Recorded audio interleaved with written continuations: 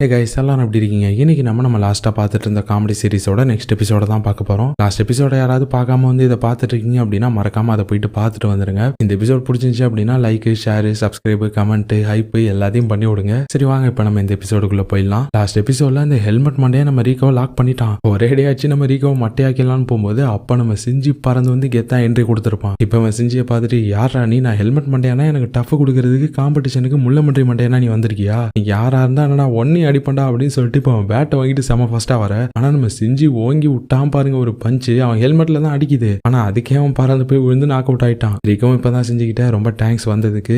டகாஷி வரல அப்படின்னு கேக்குறா. அவன் இன்னும் உன் மேல கோவத்துல தான் இருக்கான், என்ன சொன்னாலும் வரமாட்டான் அப்படின்னு சொல்லிட்டு இருக்க. அப்ப அந்த ஹெல்மெட் மண்டையா நாக் அவுட் ஆயிட்டான்னு நினைச்சா அப்ப திரும்ப எழுந்திரிச்சு வந்து நம்ம சிஞ்சியோட புற மண்டையிலே அடிச்சிடறான். நம்ம சிஞ்சி புத்துன்னு விழுந்துட்டான். இது வரைக்கும் நான் எந்த சண்டையும் பர்சனலா எடுத்துக்கிட்டது கிடையாது. ஆனா எப்ப ஒருத்தன் என் முதுகுக்கு பின்னாடி குத்துறானோ, முதுகுக்கு பின்னாடி அடிக்கிறானோ, அவனை நான் விட்டதா எனக்கு பழக்கமே கிடையாது அப்படின்னு சொல்லிட்டு இவன் திரும்ப அடிக்க வந்தா.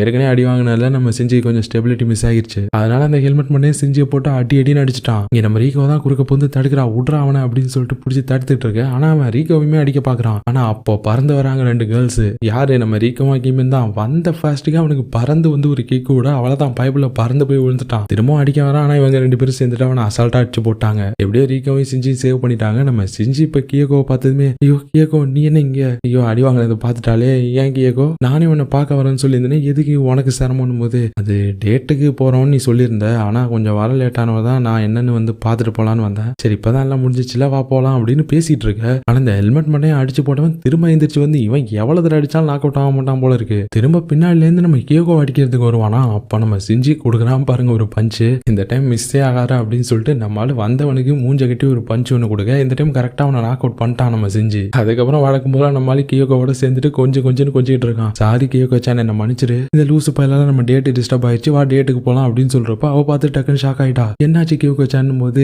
சிஞ்சி சான் உங்க கையில ஒரே பிளட்டா இருக்கு, எனக்கு ரத்தத்தை பார்த்தாலே ரொம்ப பயமா இருக்கும் அப்படின்னு சொல்லி ஓன் அலற. சரி பயப்படாத எவ்வளவு மென்மையான பொண்ணா இருக்கு, உன்ன மாதிரி ஒரு பொண்ணு கிடைக்க நான் கொடுத்து வச்சிருக்கணும் அப்படின்னு சொல்லி ரொம்ப பெருமைப்பட. ஆனா இங்க அக்கிமி பாக்குறான், நம்மளாம் நாள் முடிக்க பல பேரோட ரத்தத்தை பாக்குறவங்க இங்க இந்த அம்மா தொண்டு ரத்தத்தை பார்த்ததுமே மேடம் பயப்படுறீங்களோ அப்படின்னு சொல்லி கேட்க. வழக்கம் போல கியோகோ அவளை பார்த்து ஒரே முறை அந்த பேய் மாதிரி இவ கம்முன்னு ஆயிட்டா. நம்ம சிஞ்சியும் சரி ஓகே கைஸ் வாங்க அப்படின்னா ஃபர்ஸ்ட் நம்ம ரீகோவோட சேர்ந்து இன்ஃபர்மரி போயிட்டு வரலாம். சரி பண்ணிட்டு அதுக்கப்புறமா கியோகோ சான் நம்ம ரெண்டு பேரும் ஒன்னா டேட்டுக்கு போலாமே அப்படின்னு சொல்ல ரெண்டு பேரும் ரொம்ப சந்தோஷமா மறுபடியும் கொஞ்சம் ஆரம்பிச்சிட்டாங்க. இதை பாக்குறதுக்கு இவங்க ரெண்டு பேருக்கும் கிரிஞ்சா இருக்கு அக்கேமிங்கெல்லாம். ஆனா அதே டைம்ல இங்க நம்ம டகாஷி அவன் கோவமா வீட்டுக்கு போயிட்டு இருக்கான். ரீகோ பத்தி நம்மளால எந்த கவலையும் படல. அவ அதுக்கு தானே ஆசைப்பட்டா என்னோட ஸ்ட்ராங் ஆகணும், என்னோட ஃபேமஸ் ஆகணும்னு. அப்ப அந்த இடத்துல இருக்கிறதோட வழி என்னன்னு அவன் தெரிஞ்சுக்கிட்டோம். தானே எங்களை மாதிரி ரவுடிங்கெல்லாம் அந்த டைட்டில தக்க வச்சுக்கிறதுக்காக நெருப்புல உட்காந்துட்டு இருக்கோம். அந்த வழி என்னன்னு அவளுக்கும் தெரியட்டும் அப்படின்னு சொல்லிட்டு அவன் போயிட்டான். இப்ப அடுத்த நாள் ஆகுது, நம்ம டகாஷி ஸ்கூலுக்கு வரல. இன்னைக்கு நம்ம செஞ்சு பாக்குறான், என்னாச்சு இவனுக்கு ரொம்ப ஓவரா எடுத்துட்டு போறானே, இவன் இந்த மாதிரி வழக்கமா பண்ண மாட்டானே அப்படின்னு சொல்லி அவன் பார்த்துட்டு இருக்க. ஆனா இங்க கிளாஸுக்கு எதுக்கு நம்ம காமெடி டீச்சர் நின்னுக்கிட்டு இன்னைக்கு அந்த ஹெல்மெட் மண்டையன் வரல, என்ன பார்த்து பயந்து லீவ் போட்டு ஓடிட்டானோ, வரட்டும் நாளைக்கு வருவான்ல அவனை அப்ப வச்சுக்கிறேன் அப்படின்னு சொல்லி இவர் எப்படியே வில்லத்தனமா பேசிட்டு இருக்க. அப்ப இன்னொரு ஸ்டாஃப் இவங்க கிளாஸுக்கு வராரு. நம்ம காமெடி டீச்சர் கிட்ட சார் ஒரு சின்ன மேட்ரு, கொஞ்ச நேரம் வரீங்களா அப்படின்னு சொல்லி அப்படியே நைஸா கூப்பிட. இவரும் சரி பசங்களா நான் திரும்பி வர வரைக்கும் எல்லாம் செல்ஃப் ஸ்டடி பண்ணிட்டு இருங்க, சின்ன ஒரு வேலை வந்திருக்குது அதை முடிச்சுட்டு வந்துடுறேன் அப்படின்னு சொல்லிட்டு இவர் போயிட்டாரு. இவர் போன கொஞ்ச நேரத்திலே நம்ம ரீகோ அங்க வந்துட்டா. நம்ம செஞ்சுக்கிட்டே நீ உடனே என் கூட வா அப்படின்னு சொல்லி கூப்பிடுறா. இப்ப அவங்க எல்லாருமே நம்ம ரீகோ செஞ்சு அப்புறம் இந்த காமெடி டீச்சர் இவங்க எல்லாருமே இந்த ஸ்கூல் ரூஃப் டாப்புக்கு தான் வராங்க. அங்க ஆல்ரெடி சில டீச்சர்ஸ் நின்றுட்டு இருக்காங்க. என்னன்னு பார்த்தா இவங்க ஸ்கூல்ல ஃபர்ஸ்ட் இயர் பசங்கள்ல ஒரு 5 பேரை யாரோ அடிச்சு போட்டு கட்டி வச்சுட்டு போயிருக்காங்க. அங்க அது வேற யாருமே கிடையாது, அந்த ஹெல்மெட் மண்டையன் தான். கூடவே ஒரு பேப்பர் நோட்டு வேற எழுதி வச்சுட்டு போயிருக்கான். இந்த மத்த டீச்சருங்கெல்லாம் நம்ம செஞ்சு ரீகோ வரதை பார்த்துட்டு ஏ பொடி பசங்களா உங்களுக்குன்னு இங்க வேலை பெரியவங்க இருக்க இடத்துலன்னு போது இதெல்லாம் எதனால நடக்குதுன்னு உங்களை விட எங்களுக்கு தாண்டா நல்லா தெரியும், ஒழுங்கா கையில் வச்சிருக்க அந்த பேப்பரை கொடுங்கடா அப்படின்னு சொல்லிட்டு நம்ம ரீகோ கேட்கும்போது நம்ம கிளாஸ் டீச்சர் கொடுக்க மாட்டாரு. மற்ற டீச்சருங்களாம் அப்படிதான் சார் விடாதீங்க கொடுக்காதீங்க சார், மேக்ஸ்ல முட்டை மார்க் வாங்கிட்டு இருக்குதுங்க, இதுங்களுக்கெல்லாம் சண்டை ஒரு கேடு அப்படின்னு சொல்லி இவங்க எல்லாம் திட்டிட்டு இருக்கு. ஆனா இப்ப நம்ம ரீகோ அந்த காமெடி டீச்சரை பார்த்து சார் இங்க இருக்க எல்லா ஸ்டாஃபையும் விடவும் நீங்க தான் எனக்கு ரொம்ப ஃபேவரெட், ஸோ உங்களை மாதிரி ஒரு ஆளாகணும்னு நினைக்கிற ஒரு மாணவி ஒரு விஷயத்தை கேட்டா அதை நீங்க ஹெல்ப் பண்ண மாட்டீங்களா, அதனால அந்த பேப்பரை ஒரு நிமிஷம் மட்டும் கொடுங்க சார், டப்புன்னு பார்த்துட்டு டப்புன்னு கொடுத்துருவேன் அப்படின்னு சொல்ல இவர் பொசுன்னு கொடுத்துட்டாரு. மற்ற டீச்சருங்களாம் திட்டுறாங்க, ஐயோ லூசு டீச்சர் எதுக்கே அவகிட்ட அந்த பேப்பரை கொடுத்தன் போது இருப்பா புள்ள கேக்குறா, பார்த்துட்டு இந்த ஒரு நிமிஷத்துல கொடுத்துருவேன்னு சொல்றாள். அப்புறம் என்ன அடே தத்தி கிளாஸ் டீச்சர், அவ அதை பார்க்க கூடாதுன்னு தான் உன்னை நாங்க கொடுக்க கூடாதுன்னு சொன்னோம், அதை பார்த்ததுக்கு அப்புறம் திரும்ப கொடுத்தான்னு கொடுக்கான்னு சொல்லி இவங்க எல்லாம் திட்டிட்டு இருக்காங்க. இப்ப ரீகவும் அந்த பேப்பர்ல என்ன இருக்குன்றத படிக்கிறான். அந்த ஹெல்மெட் மட்டும் என்ன சொல்லிருக்கானா, ஏதோ லாஸ்ட் டைம் 2-3 பேர் வந்ததுனால நீ ஏதோ தப்பிச்சிட்ட லக்குல, ஆனா இந்த டைம் உன்னை நான் சும்மா விட மாட்டேன், மறுபடியும் நம்ம 2 பேருக்கும் 1-on-1 ஃபைட்டு, நான் சொல்ற இடத்துக்கு வந்துட்டு நான் இப்படி கூப்பிட்டா நீ வரமாட்டேன்னு தெரியும், அதனாலதான் நான் ஆல்ரெடி ஒரு பிளான் வச்சிருக்கேன், இப்ப மட்டும் நான் சொன்ன இடத்துக்கு சொன்ன டைமுக்கு நீ வரலனா இப்ப நீ பாத்தில இந்த 5 பசங்களை அடிச்சு நான் கட்டி வச்சுட்டு போயிருந்தேன். அதே மாதிரி நீ வராத ஒவ்வொரு நாளைக்கும் இதே மாதிரி தினம் 5 பசங்க உன் ஸ்கூல்ல இந்த நிலைமையில இருப்பானுங்க அப்படின்னு சொல்ல நம்ம காமெடி டீச்சர் பார்த்து சொல்றாரு, ரீகோ நீ போவாதமா, ஒரு நல்ல டீச்சரா நான் தான் போகணும். அதுவும் இல்லாம என்னோட செல்லம் யமாகுச்சி டீச்சரை அடிச்சு அட்மிட் ஆக வச்சுட்டான். அவனை நான் சும்மா விட மாட்டேன், என் ரத்தம் எல்லாம் கொதிக்குது அவனை நினைச்சாலே அப்படின்னு சொல்ல. ஆனா மத்த டீச்சருங்களா, சார் நீங்க போனீங்கன்னா முழுசா திரும்பி வர மாட்டீங்க, இந்த பொண்ணை விட நீங்க செம்ம வீக்கு, உங்களுக்கு அது தெரியும்ல அப்படின்னு போது வீக்கோ வீக்கலையோ ஆனா அவன் என் செல்லத்தை தொட்டுட்டான், அதுக்கு நான் பதிலுக்கு அவனை பிடிச்சி கிள்ளி விட்டாது வராம விட மாட்டேன் அப்படின்னு சொல்லி ஒரு கொதிச்சுக்கிட்டு இருக்க. ஆனா நம்ம ரீகோ என்ன சொல்றான்னா, அதுக்கெல்லாம் அவசியம் இல்லை சார், நானே போறேன், நானே அவன் கூட சண்டை போடுறேன், ஏன்னா என்னாலதான் இதெல்லாம் நடந்துட்டு இருக்கு, சோ நானே இதுக்கு ஒரு முடிவு கட்டுறேன் அப்படின்னு சொல்லிட்டு போயிடுறேன். நம்ம செஞ்சு ஆனா தடுக்கிறான், நீ மட்டும் தனியா போகாத, நான் வரேன் போது இல்ல இதை நான் மட்டும் தான் பண்ணி ஆகணும், இல்லைன்னா நான் அவன் சொன்னதை கேட்கலன்னு இந்த மாதிரி நம்ம ஸ்கூல்ல தினம் 5 பசங்க பாதிக்கப்படுவாங்க, என்னால இப்படி நடக்க வேணா, நானே பாத்துக்கிறேன் அப்படின்னு சொல்லிட்டு போயிட்டா. ஆனா செஞ்சுக்கே இவ்வளவு தனியா விடுறதுக்கு மனசு வரல, அந்த ஹெல்மெட் மண்டையை விட்டாதான் அவன் திரும்ப வருவான், அதனால அவனை இன்னையோட முடிச்சு விடலாம் அப்படின்னு சொல்லிட்டு இப்ப இவன் நம்ம டக்காஷி தேடி போயிட்டு இருக்கான். இந்த டைம்ல ரீகோ வந்து ஹெல்மெட் மண்டையை சொன்ன இடத்துக்கு வந்துட்டான். அங்க அவன் ரெடியா உட்காந்துட்டு இருக்கான் ரீகோக்காக. வாமா வா, வலது கால எடுத்து வச்சு வா, உனக்காக தான் வெயிட் பண்ணிட்டு இருக்கேன், ஃபைட்டை நல்லா மங்களகரமா ஆரம்பிச்சிடலாமா அப்படின்னு போது ஆனா ரீகோ அவனை பார்த்து முறைக்கிறா. உன்னை பார்த்தா எனக்கு சிரிப்பு தாண்டா வருது, என் வாழ்க்கையில ஒன்ன மாதிரி ஒரு கோடையை நான் இது வரைக்கும் பார்த்ததே கிடையாது, உன் முன்னாடி ஒரு பொண்ணு நின்றுட்டு இருக்கேன், கையில எந்த வெப்பன்ஸும் இல்ல, என்கிட்ட என்ன ப்ரொடெக்ட் பண்ணிக்கிறதுக்கு எதுவுமே இல்ல, ஆனா அப்பயும் நீ சரியான பயந்தாங்குழியா தான் இருக்க, ஹெல்மெட் போட்டுட்டு கையில ஒரு இரும்பு பேட்டை வச்சுக்கிட்டு என்ன பார்த்தா உனக்கு என்ன அவ்வளவு பயமா இருக்குதா அப்படின்னு சொல்லி ட்ரிகர் பண்ண அவன் கடுப்பாயிட்டான். முன்னாடி நான் ஃபைட் பண்றதுக்கு இங்க வரலான்னு பார்த்தா உட்காந்து டயலாக் பேசிட்டு இருக்க, என்ன பேசுற வாய் அடிச்சு உடையிறான் பாரு, அதுக்கப்புறம் எப்படி நீ பேசுறேன்னு பாப்போம் அப்படின்னு சொல்லிட்டு இப்போ பேட் எடுத்து நம்ம ரீகோ அடிக்க வந்துட்டான். நம்ம ரீகோனா செமையா ஃபைட் பண்றான். நான் போன டைம் மாதிரி இந்த டைம் ஃபைட் பண்ணுவேன்னு நினைக்காத, போன டைம் நான் எதுக்கு யாரை ஃபைட் பண்றேன்னு தெரியாம தான் பண்ணேன், ஆனா இந்த டைம் அதே மாதிரி பண்ணுவேன்னு நினைக்காத, உன்னை துவச்சு காயப்படாம நான் விட மாட்டேன், அதுவும் இல்லாம உன்னோட ஐடென்டிட்டி தெரியக்கூடாதுன்றதுக்காக ஹெல்மெட் மாட்டிருக்க, சோ கடைசி வரைக்கும் என்ன எங்க ஸ்கூல்ல ஹெல்மெட் மாட்டிட்டே இருந்துருவியா என்ன, கடைசி வரைக்கும் நீ தான் டாப்ல இருந்துருவியா என்ன அப்படின்னு சொல்ல இவன் இன்னும் கடுப்பாயிட்டு இருக்கான். ஆனா நம்ம ரீகோ அவனை கீழே தள்ளி அவனை காலை வச்சு லாக் பண்ணிட்டா. இப்ப கடுப்பானவன் டப்புன்னு இன்னொரு கையில கத்தி எடுத்துட்டான். அவ்வளவுதான், இப்ப அதை வச்சு நம்ம ரீகோ அட்டாக் பண்ண ஆரம்பிச்சிட்டான். இப்ப கையில 2 வெப்பன் வச்சிருந்தோம்னா நம்ம ரீகோவால சமாளிக்க முடியல,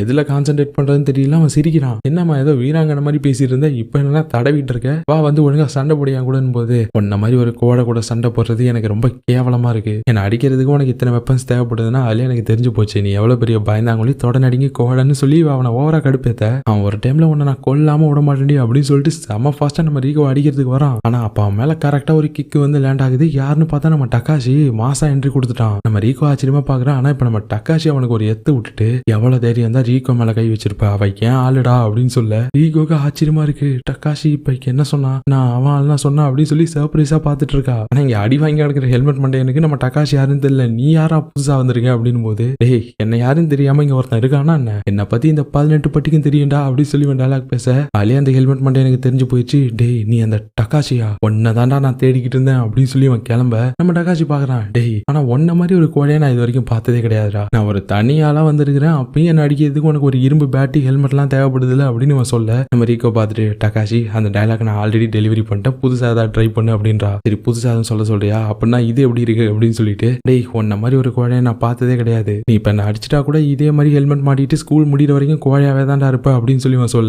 அதுக்கு நம்ம ரீகோ, டக்காஷி இதுமே நான் சொல்லிட்டேன் அப்படின்றா. ஏன்டி உனக்கு ஒரு வேலையே கிடையாதா, எப்ப பார்த்தாலும் ஏன் ட்ராக்லயே வந்துகிட்டு இருக்க, என்னென்ன பேசலாம் நான் ஆல்ரெடி மனப்பாடம் பண்ணி வச்சுட்டு வந்தா ஏன் லைனை நீ இப்படி ஸ்பான்டேனியஸா டெலிவரி பண்ணா எப்படி, ஹீரோய்க்கா டயலாக் பேசலான்னு பார்த்தா இப்படி நான் காமெடியா மாத்திட்டே அப்படின்னு போது, சாரி டக்காஷி மன்னிச்சிரு, இது வரைக்கும் எனக்கு மெயின் சீக்வன்ஸ்னு எதுவும் கொடுக்கல, இந்த சீக்வன்ஸ்ல தான் எனக்கு கொஞ்சம் தனியா வந்து ஒருத்தனை ஃபைட் பண்றதுக்கு சான்ஸ் கிடைச்சது, இந்த டைம்ல எனக்கு கொஞ்சம் டயலாக் பேசுறதுக்கு டைம் கிடைச்சது, அதனால தான் டெலிவரி பண்ணிட்டேன் அப்படின்னு சொல்ல சரி என்னமோ பண்ணு அப்படின்னு சொல்லி இவங்க 2 பேரும் சண்டை போட்டுட்டு இருக்க. இங்க இந்த ஹெல்மெட் மண்டைய கடுப்பாயிட்டான். டேய் என்னடா நீங்க 2 பேரும் கப்புள்ஸ் மாதிரி ஃபைட் பண்ணிட்டு இருக்கீங்க, என்ன சிங்கிளா விட்டுட்டு நானும் ஃபைட்ல ஜாயின் பண்ணிக்கிறேன்டா அப்படின்னு சொல்லிட்டு இப்போ டக்காஷி அடிக்க வர. ஆனா நம்ம டக்காஷி பக்கத்துல இருந்து ஒரு கம்பி உருவி இந்த ஹெல்மெட் மண்டையனுக்கு ஒரே அடி, அவ்வளவுதான், ஒரு அடியிலேயே அவன் பின்னாடி போயிட்டு பொத்துன்னு விழுந்துட்டான். இப்பதான் டக்காஷியும், டே இந்த ஊர்ல என்னை விட பெரிய வீரனும் இருக்கக்கூடாது, என்னை விட பெரிய கோடையும் இருக்கக்கூடாது, எப்படா நீ என்னோட பெரிய கோடையா இருக்கலாம், அதுக்கு உனக்கு நான் ஏதாவது பனிஷ்மெண்ட் கொடுத்தாங்கன்னு அப்படின்னு சொல்லிட்டு வரும்போதே கையில மிளகா பொடி வாங்கிட்டு வந்திருப்பான் போல, அதை எடுத்து இப்ப அந்த ஹெல்மெட் மண்டையனோட கண்ணிலே கொட்டி விட்டு சுத்தி அப்படியே டேப் வச்சு ஒட்டி விட்டுறான். அவன் கதற ஆரம்பிச்சுட்டான், எரியுதுன்னு சொல்லிட்டு. நம்ம டக்காஷி பார்த்துட்டு, நல்ல அனுபவிடா, நீ இப்படி கதறத பார்க்கும்போது எனக்கு அப்படியே கிக்கு ஜிவ்னு ஏறுது அப்படின்னு சொல்லிட்டு இப்ப எந்திரிச்சு வந்து நம்ம ரீகோவுக்கும் கை கொடுத்து தூக்கி விடுறான். இப்ப போகும்போது தான் நம்ம ரீகோ கேட்கிறான், அவன்கிட்ட நீ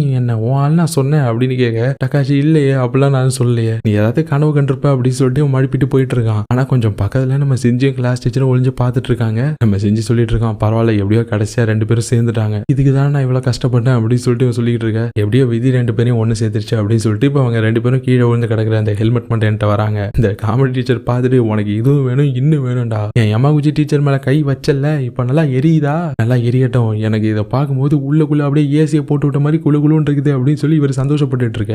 எனக்கு ஹெல்மெட் மட்டும் கதறிக்கிட்டு இருக்கான். நம்ம செஞ்சு பாக்குறான். டேய் மூதேவி, ஹெல்மெட் போட தெரிஞ்ச உனக்கு ஹெல்மெட்டை காய்ட்டுறது எப்படின்னு தெரியாதடா, இரு நான் அவனுக்கு சொல்லி கொடுக்குறேன் அப்படின்னு சொல்லிட்டு ஹெல்மெட்டை காய்ட்டினா இவன் நல்லா மிளகா பொடி வச்சு இன்னும் ஸ்ப்ரெட் பண்ணி விட்டான் போல இருக்கு. அவன் இன்னும் கதற ஆரம்பிச்சிட்டான். டேய் உங்களை விட மாட்டான்டா அப்படின்னு சொல்லி இவன் செம்மையா கதறிட்டு இருக்கான். அப்படியே கட் பண்ணி இப்போ ஒரு வாரம் கழிச்சு காட்டுறாங்க. நம்ம பசங்க ஜாலியா ஸ்கூலுக்கு வந்துட்டு இருக்காங்க பேசிக்கிட்டு. அப்பதான் அந்த இமாயா அவனோட அசிஸ்டன்டும் அடி வாங்கி அப்படியே மாவு கட்டெல்லாம் போட்டு வந்துட்டு இருக்காங்க. இவனுங்க பார்த்துட்டு என்னடா என்னாச்சு, என்ன இந்த அலங்கோலத்துல இருக்கீங்கன்னு போது அது ஒரு ஹெல்மெட் மண்டைய ஒருத்தன் எங்க ஸ்கூலுக்கு வந்தான். சும்மா குடைச்சல் கொடுத்துட்டு இருந்தா அதான் அவனை அடிச்சு தடம் தெரியாம ஆக்கிட்டோன்னு சொல்லும் போது, ஆனா நீங்க அவனை அடிச்ச மாதிரி தெரியலையடா, அவன் தான் உங்களை அடிச்சு பொழந்த மாதிரில தெரியுதுன்னு போது, அது அவன் ஃபர்ஸ்ட் இயர்ப்பா, அதான் கொஞ்சம் லூஸ்ல விட்டுட்டோம், பாவம் பார்த்தோம். அவனும் எங்கள்கிட்ட ஓவரா கெஞ்சினான். ஆனா இது வரைக்கும் நான் யாரையுமே அடிச்சது இல்லை நானு, அதனாலதான் நாங்களும் கொஞ்சம் பெருந்தன்மையா ஒரு 2 அடி கொடுத்தா அவன்கிட்ட ஒரு 4 அடி வாங்கிட்டோம். இதே வேற ஆளா இருந்திருந்தா போட்டு பொழந்து எடுத்துருப்போம் அப்படின்னு சொல்லிட்டு இவனுங்க செமையா பூசி முடுகிறானுங்க. நம்ம பசங்களும் பாக்குறாங்க, ஓ அந்த ஹெல்மெட் மண்டையே இமாயோட ஸ்கூலுக்கு போயிட்டானோ அப்படின்னு. சரி இப்ப அவன் எங்க இருக்கான் என்ன போது, அது எங்களுக்கும் அவனுக்கும் சண்டை நடக்கும் போது ஒரு டீச்சர் வந்து பிரிச்சு விட்டாரு. அவன் அந்த டீச்சரே அடிச்சிட்டான், அதனால அவனை ஸ்கூல்ல விட்டு தூக்கிட்டாங்க அப்படின்னு சொல்ல,